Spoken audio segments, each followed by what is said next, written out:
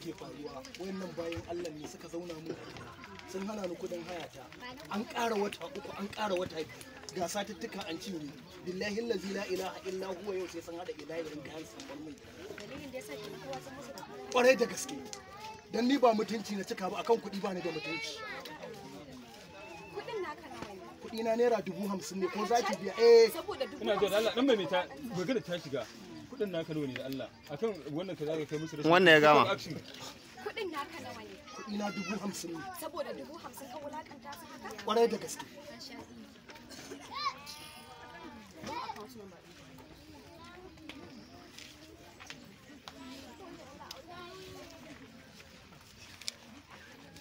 na yi mama